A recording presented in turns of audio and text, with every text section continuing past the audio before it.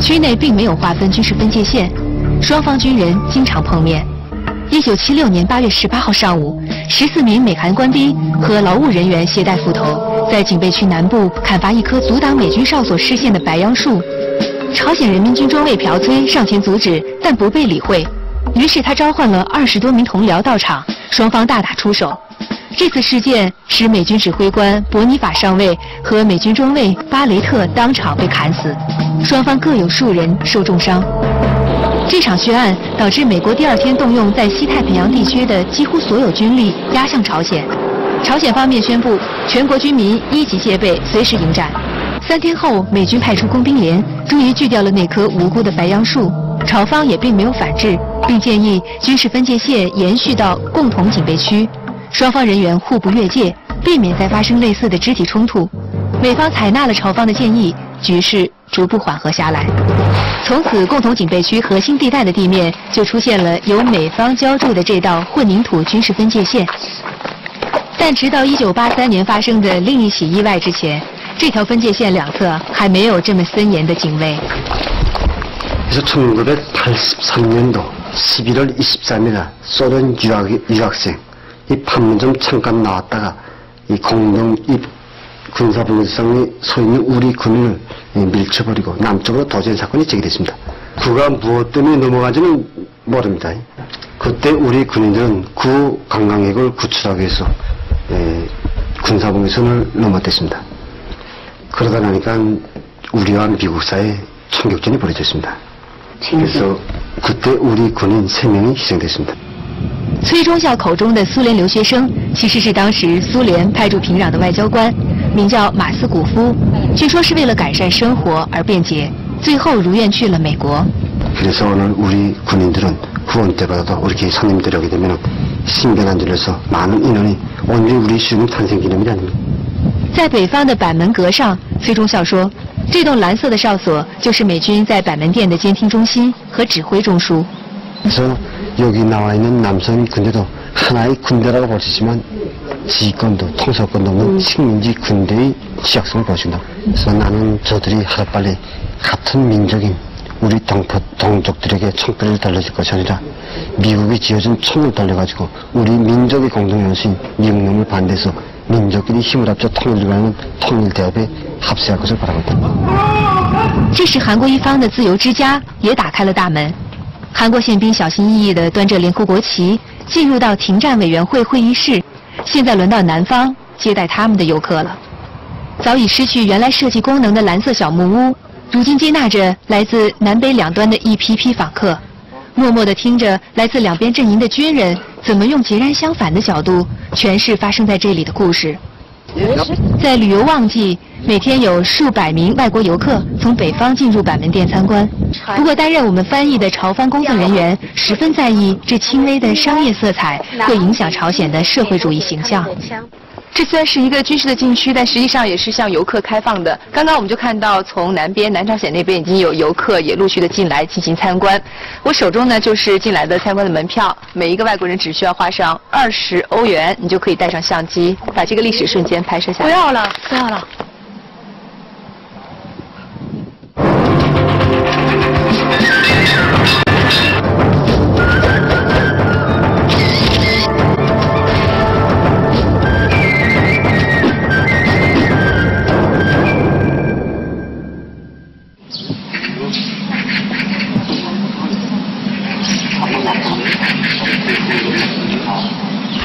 여러분들이 아실 거는 비록 고요한 전방이라고 볼 수 있지만은 이 장소가 바로 지난 조개반 전쟁 시기부터 지금까지 피 어린 전투로 이어져 온 정말 잊지 못할 이런 장소로 되어 있습니다. 해설판에서의 현시 国花礼哨所位于板门店以东28公里远的一座山头上，和南侧的韩国军方哨所遥遥相对。 沿着非军事区的每一个制高点，南北双方都修建了这种永久工事，力求把对方的一举一动尽收眼底。紧接着这些哨所的后方，是双方蓄势待发的百万大军和各种火炮，成为世界上军队和武器最密集的区域。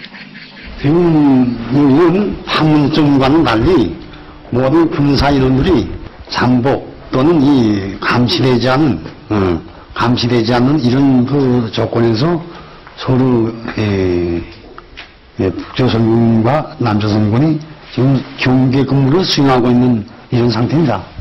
기계를 좀 보시지 않겠습니까? 现在已经看好了。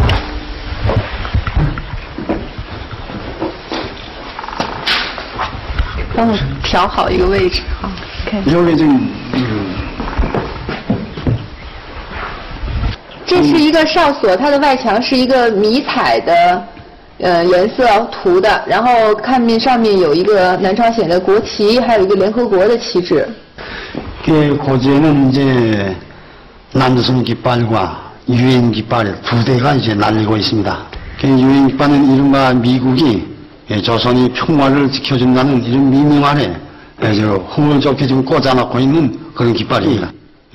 言谈之间，我们不难感受到朝鲜军人对于韩国军人的蔑视。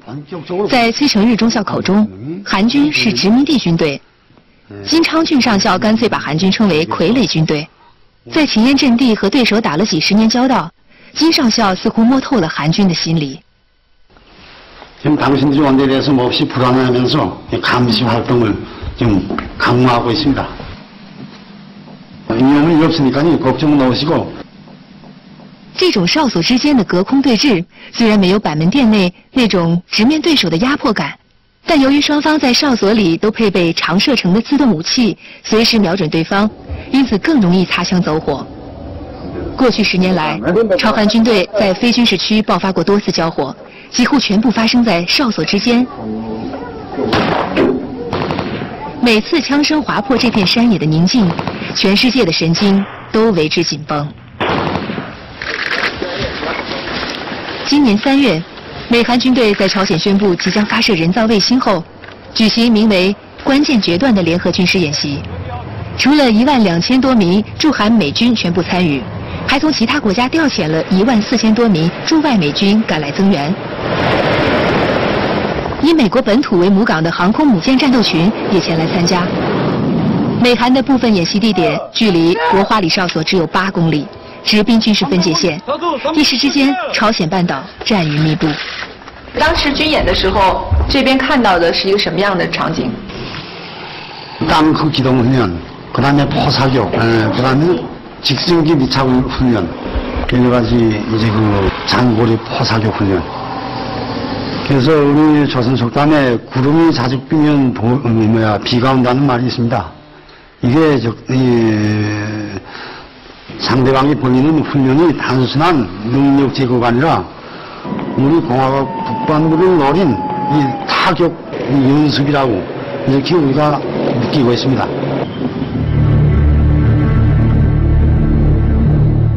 在朝方哨所周围环绕着2层铁丝网，仔细观察可以发现铁丝网连接着高压电线。